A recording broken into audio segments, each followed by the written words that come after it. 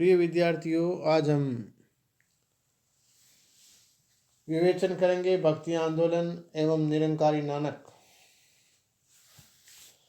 अपनी राष्ट्रीय संस्कृति शीर्षक किताब में प्रोफेसर आबिद हुसैन ने भारतीय सांस्कृतिक जीवन में गौतम बुद्ध के आविर्भाव के बारे में जो कुछ भी लिखा है वह लगभग नानक पर ज्यों का त्यों लागू होता है।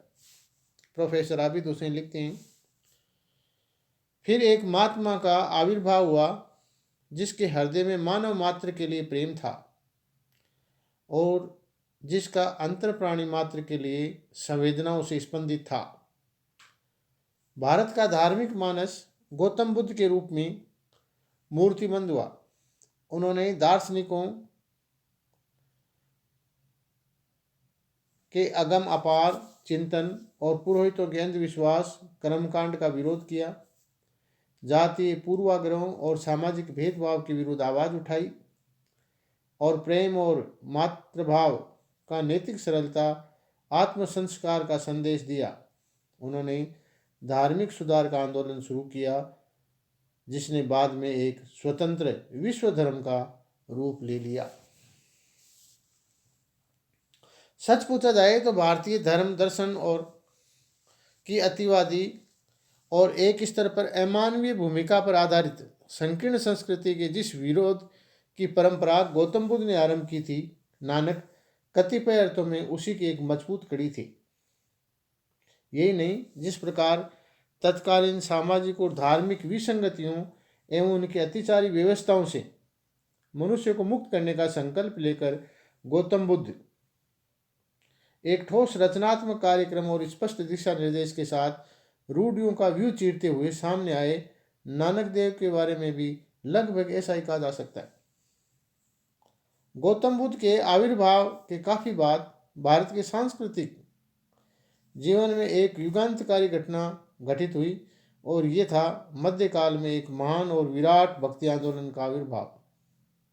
भक्ति आंदोलन का लक्ष्य एकदम वैसा ही नहीं था जैसे गौतम और महावीर के धर्म प्रवर्तकों का, फिर भी जड़ मानवीय रूप देने, वर्ग वर्ण धर्म और संप्रदाय जैसी नकली और कृत्रिम भेद की दीवारों को ढा करके भक्ति का द्वार मानव मात्र के लिए सुलभ करने और समाज के निचले से निचले तबके तक के लोगों को एक आत्मविश्वास भरने में उनकी भूमिका को क्रांतिकारी कहा जा सकता है। मध्य युग में इस्लाम की ओर से आई चुनौती के समक्ष भारतीय सामाजिक जीवन की दृढ़ता के साथ खड़े रह सकने की शक्ति इस भक्ति आंदोलन से मिली। सगुण और निर्गुण भक्ति के इन दोनों धाराओं में अपने अपने तरीके से साधारण जन को आध्यात्मिक परितप्ति प्रदान की। कबीर, जायसी, सूर, तुलसी, मीरा और रैदास, दादू और नानक सभी ने भक्ति के इस विराट धारा को समृद्ध और संपन्न किया। उनके जल से युगों को तापित और स्थापित जनसाधारण की छाती को सींचा और शीतल किया। भारतीय सामाजिक जीवन और भारतीय धर्म मतों के समक्ष इस्लाम की ओर से जो चुनौती आई थी, शायद अब तक वो सबसे कठोर चुनौती थी जिसने पूरे भारतीय सामाजिक और धार्मिक जीवन को झकझोर दिया था। इसमें कई धाराएं फूटी,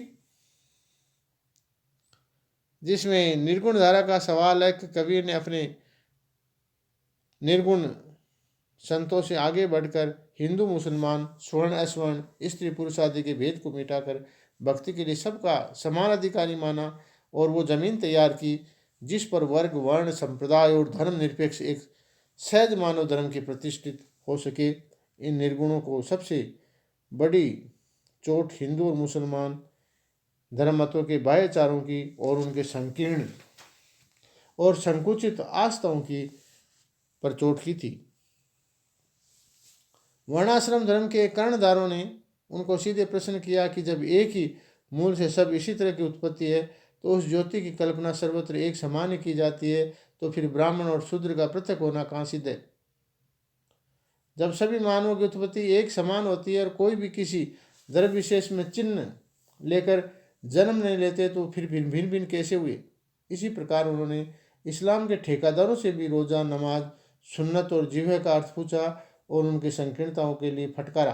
कहने की जरूरत नहीं है कि उन्हें निर्गुण संतों में एक नानक थे जिनकी वाणी हिंदुस्तान के पंजाब जैसे सरहदी इलाके में पूरी जोर से गूंजी।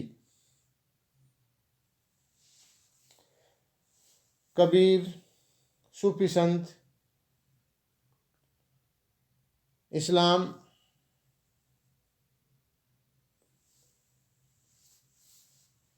धर्म के आने से जो परिवर्तन आए, यहाँ की जो संस्कृति में रचे बसे, उन पर हम ज़्यादा विस्तार से चर्चा नहीं कर पाएंगे, क्योंकि हमारा जो विषय है वो नानक से संबंधित है। तो सत्य को नानक ने सबसे ऊंचे मानवीय मूल्यों पर प्रतिष्ठा दी। सत्य से ऊपर यदि उन्होंने किसी चीज़ को माना तो केवल सच्चे जीवन को, सच्चे आचरण को। उन्होंने अपने खुद के आचरण के द्वारा अपनी कई एक एक बात को प्रमाणित किया। अनुगामियों के लिए इससे बड़ा संबल और क्या हो सकता है कि वे जिसका अनुगमन कर रहे हैं वह स्वयं अपने जीवन में एक एक क्षण को अपने विचारों को कसौटी पर कस कस के उसकी सार्थकता प्रमाणित कर रहा हो। नानक के रूप में उन्होंने एक ऐसा रहनुमा दिखाई पड़ा जो केवल उन्हें उपदेश ही नहीं दे रहा था बल्कि खुद भी उस पर अमल कर रहा था। नानक के धर्म की एक अन्य विशिष्टता उनकी प्रवृत्ति मूलक दार्शनिकता है। नानक ने अपने धर्म का रास्ता संसार के बीच से निकाला, उसके लिए उन्होंने वैराग्य की आवश्यकता नहीं समझी। उनके द्वारा प्रतिपादित लक्ष्यों को आदमी संसार की टेढ़ी मेढ़ी पगडंडियों से चलते हुए वे अपने समस्त सांस्कारिक कर्तव्यों का निर्वाह करते हुए महज सच्चे आचरण के द्वारा पा सकता है। नानक के लिए जितना सत्य परम तत्व था उतना ही सत्य उनके लिए निर्मित ये संसार और उसका सुख दुख। अपने अनुगामियों के लिए उन्होंने बार बार ये कहा कि संसार और घर गृहस्थी से विमुख न होते हुए भी उनकी साधना कर सकते हैं। ऐसी बात उनके कुछ समान धर्माओं ने भी कही होगी, पर वे किसी न किसी अंश से जीवन की क्षणभंगुरता से प्रभावित थे। त्याग और वैराग्य के प्रति उनके मन में आसक्ति भी थी, उसे वे श्रेष्ठ मानते थे, जबकि नानक इस तथ्य के अपवाद थे। उन्होंने अपने धर्म का रास्ता ठेठ जीवन के बीच से निकाला था। समता और सेवा भाव को इसीलिए अपने धर्म में उन्होंने इतना महत्व दिया था। सूफियों के प्रेम तत्व को भी उन्होंने एक नए अर्थ के साथ धर्म में शामिल किया था, जिसे हम नारी संबंधी विचारधारा में देखते हैं। निर्गुण संतों से सबसे विशिष्ट थे।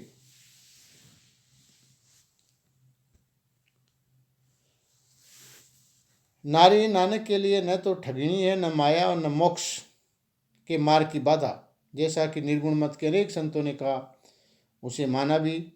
नारी का स्थान नानक के यहाँ सर्वोच्च है, उसे नानक पूज्य मानते हैं। और मैं तो यहाँ तक कहूँ कि भक्ति काल में नानक ही एक ऐसे संत हुए हैं जिन्होंने नारी की प्रतिष्ठा, उसकी शान को बढ़ाने का काम किया है।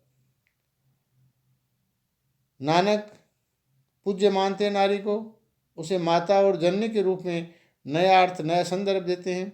इस बारे में उनकी मान्यता यह है कि स्त्री से ही मनुष्य जन्म लेता है, स्त्री के उदर से प्राणी का शरीर निर्मित होता है, स्त्री से ही सगाई और विवाह होता है, स्त्री के द्वारा अन्य लोगों से संबंध उठता है और स्त्री से जगत की उत्पत्ति का क्रम चलता है। एक स्त्री के मर खप जाने पर दूसरी स्त्री की खोज की जाती है, स्त्री ही उसे सांसारिक सामाजिक बंधन में रखती है। ऐसी स्थिति में उस नारी को बुरा क्यों कहा जाए जिसने बड़े बड़े राजागण जन्म लेते हैं। स्त्री से स्त्री उत्पन्न होती है और इस संसार में कोई भी प्राणी स्त्री के बिना उत्पन्न नहीं हो सकता। ये नानक वाणी का सार है। सच्चे भक्त और परमात्मा के बीच आदर संबंध की व्याख्या करते हुए भी नानक ने नारी को उस चरम प्रेम का उदाहरण सामने रखा जिससे प्रेरित होकर के वे अपने प्रीतम के समक्ष सारी लज्जा छोड़ करके अपना सर्वस्व अर्पित कर देती है।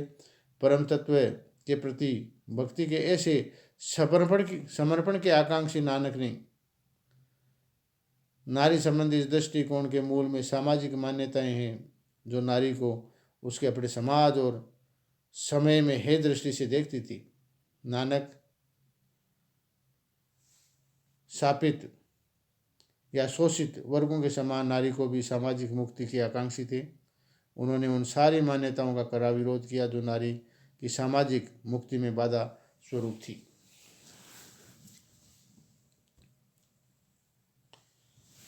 नानक संतों के उस परंपरा के अग्रणी थे जिनका लक्ष्य एकांत भक्ति न होकर के राजनीतिक, सामाजिक और सामूहिक सांस्कृतिक उत्थान था। वे अपने समाज में एक एक तेवर के प्रति सजग और सक्रिय थे। तत्कालीन राजनीति, धर्म और समाज की सारी अमानवीयताओं को उन्होंने खुली आंखों से देखा था और उसका विरोध भी किया था। वे उसके प्रति विक्षुब्ध भी नहीं थे, विद्रोही भी हो उठे थे। मूलतः वे शांत और सौम्य प्रकृति के थे, परंतु युग की अनीति पर उन्होंने जो टिप्पणियां की है उसके हृदय के भीतर छिपी उस आग को प्रत्यक्ष रूप से देखा जा सकता है, जो विद्रोह की आग थी। उन्होंने समय पर टिप्पणी करते हुए उन्होंने कहा था कि हम इस राज सिंह के समान हिंसक और चौधरी मुकदम कुत्ते के समान लालची हो गए। वे सोती हुई प्रजा को जगाकर उसके मांस भक्षण कर रहे हैं, आदि आदि। इस प्रकार के अन्य स्थानों पर उन्होंने कहा कि कलयुग छुरी है, राजे खसाई, धर्म अपने पंखों पर न जाने कहाँ उड़ गया है, झूठ रूपी अमावस्या है, सत्य का चंद्रमा कहाँ उदय हुआ है। उन्होंने भी कबीर की भांति हिंदू और मुसलमान दोनों की संकीर्णताओं और भाईचारों का विरोध किया। हिंदुओं के लिए उनका कहना था कि पुस्तकें पढ़ते हैं, संध्या करते हैं, किंतु संध्या के वास्तविक रहस्य को नहीं समझते। पांडित्य प्रदर्शन के निमित्त वाद विवाद में उलझे रहते हैं, पाषाण को पूछते हैं, बगुले की भांति समाधि लगाते हैं। और मुसलमानों के बारे में उन्होंने माना कि मुसलमान काजी और हाकिम है तो मनुष्य बख्शी और रिश्वतखोर पढ़ते हैं नमाज। वस्तुतः जिस बात पर उन्होंने सबसे ज़्यादा बल दिया वह था सच्चा जीवन और सच्चा आचरण। ब्राह्मणों को संबोधित करते हुए उनका कहना था कि जनेऊ जिसका कपास दया हो, जिसका सूत संतोष हो और जिसकी गांठ संयम हो, हे पंडित, यदि तुम्हारे पास उस प्रकार की कोई जनेऊ हो तो मेरे गले में पहना दो। ऐसा जनेऊ न तो टूटता है, न गंदा होता है, न जलता है, न कभी नष्ट होता है। हे नानक, वे मनुष्य धन्य हैं जिन्होंने अपने गले में से जनेऊ पहन करके परलोक सिधार जाते हैं। मुसलमानों को उनको सलाह दी थी कि प्राणियों के ऊपर दया भाव को मस्जिद बनाओ, श्रद्धा को मुल्ला, हक की कमाई को कुरान और बुरे कर्मों के प्रति लज्जा को सुन्नत मानो, शील स्वभाव को राजा बनाओ। तो हे भाई, इस विधि से मुसलमान बनो। जो नानक इतने सेकुलर, इतने अप्रासंगिक और इतने मुक्त है, वे धर्म विशेष की को बांधने की कोशिश उनको क्यों की जाती है? इसे विडंबना ही कहा जाएगा या और क्या कहा जाए। ऊपर से अपने को धर्मनिरपेक्ष बताने वाले पर आत्मा में कहीं न कहीं हिंदूपन लिए अपने विद्वान नानक पर चर्चा करते समय हर संभव इसी तरह को प्रमाणित करते हैं कि नानक मूलतः हिंदू परंपरा से थे। अधिक से अधिक उनका प्रभाव लक्ष्य हिंदू धर्म के रूढ़िगत स्वरूप का परिष्कार था। अपनी बात का समर्थन में उन बातों का हवाला देते हैं जो नानक को हिंदू धर्म से जोड़ती है। मसलन नानक ने वेदों का तिरस्कार नहीं किया। वे अथर्व वेद और ईरानी वेद को भी मानते थे। उनको पुनर्जन्म, माया और मोक्ष पर विश्वास था। उनका एकस्वरवाद, इस्लामी एकस्वरवाद नहीं था। इस प्रकार की अनेक प्रकार की तर्क देकर के सेकुलर सिद्ध करने वाले उतने सजग, पर अपने को हिंदूपन के निषेध करते हुए भी कहते देखते हैं कि नानक ने हिंदू धर्म से भिन्न रास्ता अपनाया था और उनका एकस्वरवाद, इस्लामी एकस्वरवाद ही है। कुछ लोग तो नानक को मुसलमान और सूफी तक कह देते हैं।